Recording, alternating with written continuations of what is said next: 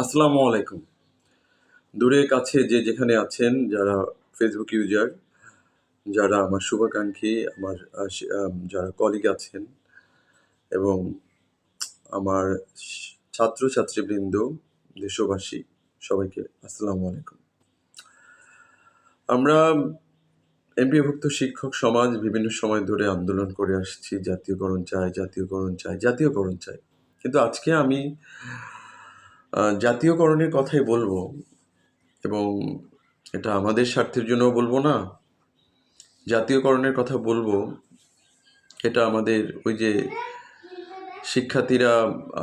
শিক্ষার্থীদেরও জন্য বলবো না। আজকে আমি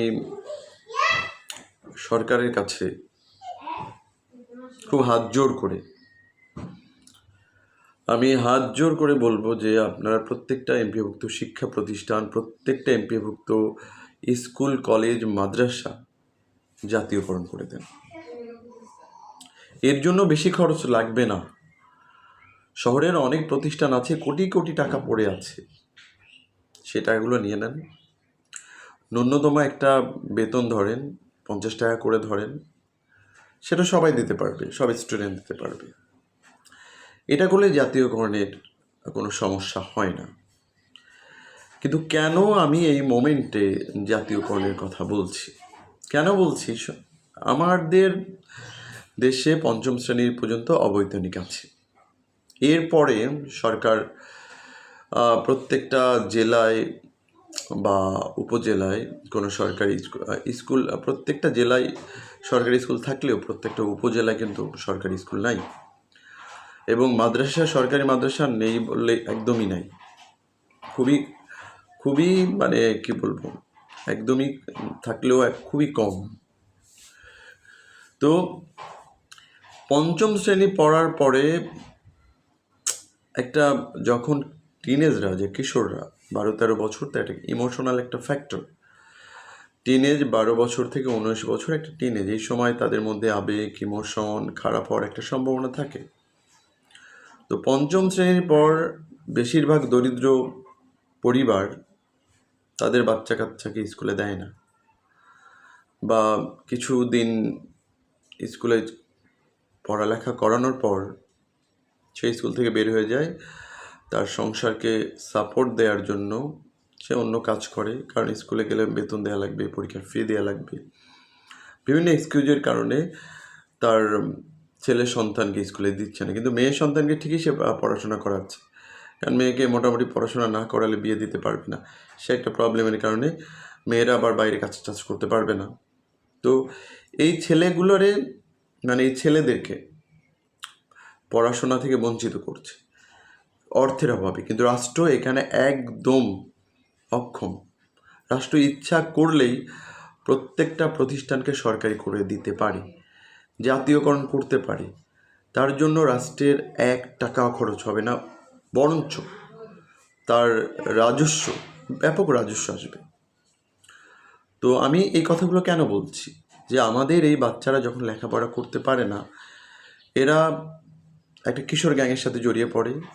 কিশোর গ্যাংয়ের সাথে যখন জড়িয়ে পড়ে, বিভিন্ন ধরনের মাদক গ্রহণ করা শুরু করে, এবং মাদক, সিগারেট, গাঁজা থেকে শুরু করে বড় বড় ধরনের মাদক গ্রহণ করে, এবং এই মাদকাসক্ত থেকে তাদের মধ্যে একটা এমন একটা সিস্টেম চলে আসে যে মাদকগুলো তাদের মধ্যে কোনো সহানুভূতি, সহমর্মিতা, মায়া দয়া থাকে না। তাদের মধ্যে যে উত্তেজনা আসে, তো তারা এই এক সময় এক ধরনের বড় ধরনের রেপিস্ট হয়ে যায়। তারা এদের মধ্যে থেকে হয়তো অল্প বয়সে হয়, কেউ আর একটু বেশি বয়স হলে রেপিস্ট হয়ে যায়। তো এই সমস্ত ছেলেরা এক সময় যুবক হয়, যুবক থেকে মধ্য বয়সে যায়, কিন্তু তাদের মধ্যে যে একটা বিকৃত যে রুচিটা তৈরি হয়, এটার কারণ হলো তারা শিক্ষা প্রতিষ্ঠানের বাইরে ছিল, তারা নিয়ম কানুনের বাইরে ছিল, এবং শুধু সেটাই থাকেনি, তারা বিভিন্নভাবে ড্রাগ অ্যাডিক্টেড। তো আমরা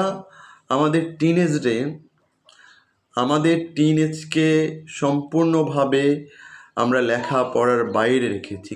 কী কারণে? এটা আমার মাথায় আসছে না। এবং যেই বয়সে তাদের লেখাপড়ার করার সময়, সেই বয়সে তারা ড্রাগ অ্যাডিক্টেড হচ্ছে। চিন্তা করেন, যেই বয়সে, যেই কৈশোরটা, যেই শৈশবটা তাদের আনন্দ ঘন পরিবেশে লেখাপড়া করার সময় ছিল, সেই শৈশবে কৈশোরে তারা কাজ করছে, শিশু শ্রমের কাজ করছে, এবং তারা বিভিন্নভাবে ড্রাগ অ্যাডিক্টেড হচ্ছে। তাদের দেখার কেউ, তাদের বলার কেউ নাই। পুরা আমাদের সমাজ নির্বাক হয়ে গেছে, আমাদের রাষ্ট্র পুরা নির্বাক হয়ে গেছে। এখানে কারো কোনো কিছু করার কিচ্ছু নাই। তো আল্লাহর হস্তে আমি বলছি, সরকারকে বলছি, বিভিন্ন মন্ত্রী মহোদয়কে বলছি, মাননীয় প্রধানমন্ত্রীকে বলছি, শিক্ষামন্ত্রীকে বলছি, আপনারা অন্তত ইন্টারমিডিয়েট পর্যন্ত প্রত্যেকটা স্কুল এমপিওভুক্ত শিক্ষা প্রতিষ্ঠানগুলোকে জাতীয়করণ করে। দেখবেন অনেক, যেটাকে ইপটিজিং কমে যাবে, কিশোর গ্যাংয়ের যে অ্যাক্টিভিটি সেটা কমে যাবে, যে ধর্ষণের মতো দেখবেন, কিছুদিন আগে আমি এটা দেখলাম, 12 বছরের একটা বাচ্চা আর একটা শিশুকে ধর্ষণ করেছে। কোন নৈতিকতা আমাদের কোন লেভেলে চলে গেছে?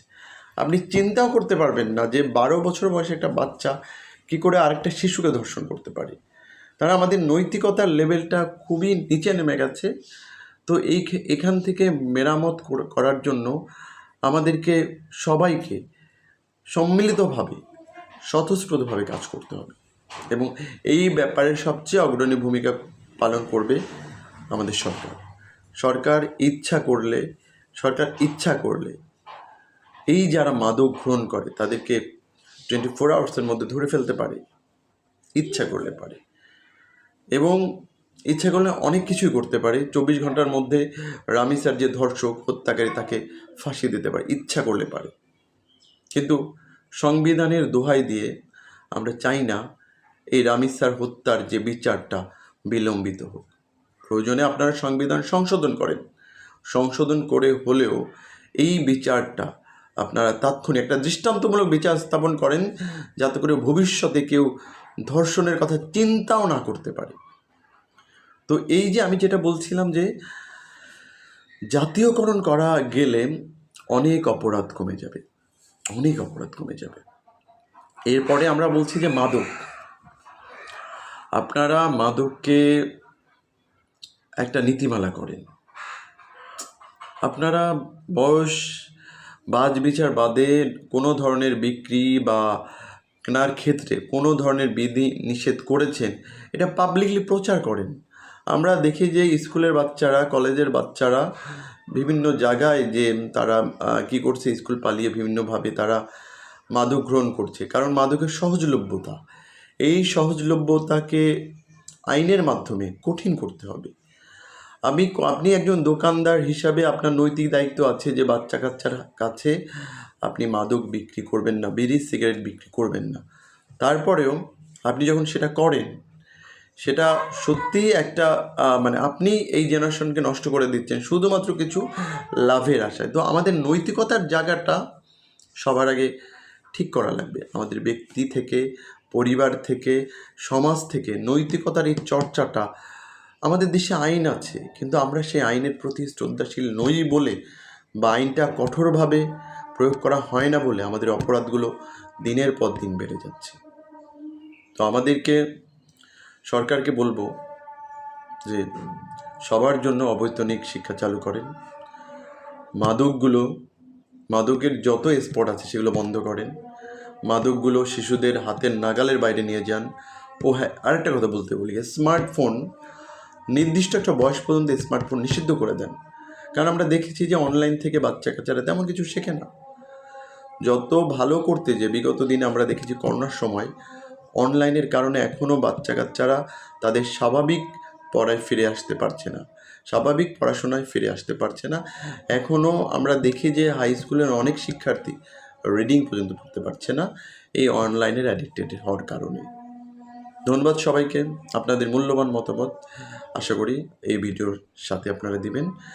আমরা চাচ্ছি যে আমাদের সম্মিলিত প্রয়াসের মাধ্যমে আমাদের দেশে একটা সুষ্ঠু একটা সংস্কৃতি, বিচারের যে সংস্কৃতি, এটা গড়ে উঠুক, এবং এটা সকলের সচেতনতার মাধ্যমে এবং সম্মিলিত প্রয়াসের মাধ্যমে ঘটবে, এবং অবশ্যই এক্ষেত্রে সরকারকে আন্তরিকভাবে পদক্ষেপ নিতে হবে। ধন্যবাদ সবাইকে। আসসালামু আলাইকুম।